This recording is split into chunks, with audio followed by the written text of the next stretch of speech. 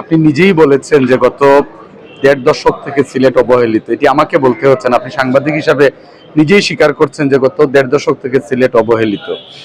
সিলেটের মানুষের অনেক প্রত্যাশা, যে প্রত্যাশাগুলো গত ১.৫ দশকে বাস্তবায়িত হয়নি। আমাদের প্রধানমন্ত্রী সিলেটে আসবেন, এটি ইতিমধ্যে আমরা জেনেছি, এবং আজকেও সিলেটের সার্কিট হাউসে আমাদের মাননীয় বাণিজ্য মন্ত্রী এই কথাটি বলেছেন। এবং আমাদের প্রধানমন্ত্রীর আগমন উপলক্ষে এখানে সরকারি দায়িত্বশীল কর্মকর্তা যারা আছেন তাদেরকে নিয়ে এখানে কিছুক্ষণ আগে একটি বৈঠক হয়েছে, আলোচনা হয়েছে। আমরা গত ১.৫ দশক সিলেটের উন্নয়নের নামে সিলেটের মানুষকে আমরা বঞ্চিত হতে দেখেছি। সিলেটের উন্নয়নটি শুধু বাক্সবন্দী ছিল। আমরা শুধু বিভিন্ন সমাবেশে অথবা বিভিন্ন মিডিয়াতে তৎকালীন দায়িত্বশীল যারা ছিলেন তাদের সেই প্রতিশ্রুতিগুলো আমরা শুনেছি বাস্তবায়ন করার ক্ষেত্রে, কিন্তু আমরা কোনো কিছু বাস্তবায়িত হতে দেখিনি। এটি তাদের কথার মধ্যেই সীমাবদ্ধ ছিল।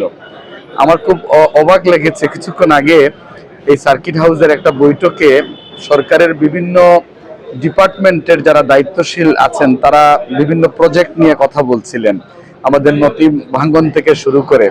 তো এখানে একজন প্রশ্ন করেছেন যে এত কাজের ফিরিস্তি আপনারা দিচ্ছেন এখন করার ক্ষেত্রে, তাহলে গত ১.৫ দশক এখানে কি উন্নয়ন হয়েছে? আজকে মানুষের নদী তীরবর্তী যে বাড়িগুলো আছে সেগুলো নদীতে বিলীন হয়ে যাচ্ছে, সেখানে বাঁধ নির্মাণের কোনো পদক্ষেপ গত ১.৫ দশকে হয়নি।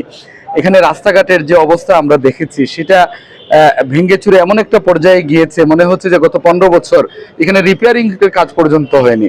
এই উদ্যোগটুকু আমাদের সরকার এই ২ মাসের ভিতরে শুরু করেছেন, এটি আমরা সকলেই জানি। আমাদের সিলেটের মানুষের যে প্রত্যাশা আমাদের দলের প্রধানমন্ত্রী এবং আমাদের দলের প্রতি, সেই প্রত্যাশা বাস্তবায়নের ক্ষেত্রে আমাদের সিলেট ১ আসনের আমাদের মাননীয় বাণিজ্য মন্ত্রী এবং সাংসদ জনাব খন্দকার মুক্তাদির সাহেব কাজ শুরু করে দিয়েছেন। মানুষের প্রত্যাশা এবং প্রাপ্তির এই সমন্বয়টুকু আগামী দিনগুলোতে ঘটবে, এটি আমরা দেখতে পাচ্ছি। এটি দৃশ্যমান হবে কিছুদিনের মধ্যে, এটি আপনাকে আমরা বলতে পারি। ইনশাআল্লাহ মহান আল্লাহ যদি সহায় হন, আমাদের মাননীয় প্রধানমন্ত্রীর এই আগমনের মধ্য দিয়ে সিলেটের মানুষ গত ১.৫ দশক যেভাবে বঞ্চিত ছিল, অপমানিত বোধ করেছেন অনেকেই, আমরা সেই লাঞ্ছনা এবং বঞ্চনার অবসান ঘটিয়ে কাঙ্ক্ষিত এবং উন্নয়নের ক্ষেত্রে সেই প্রত্যাশিত সিলেট আমরা পাবো, এটি আমাদের প্রত্যাশা।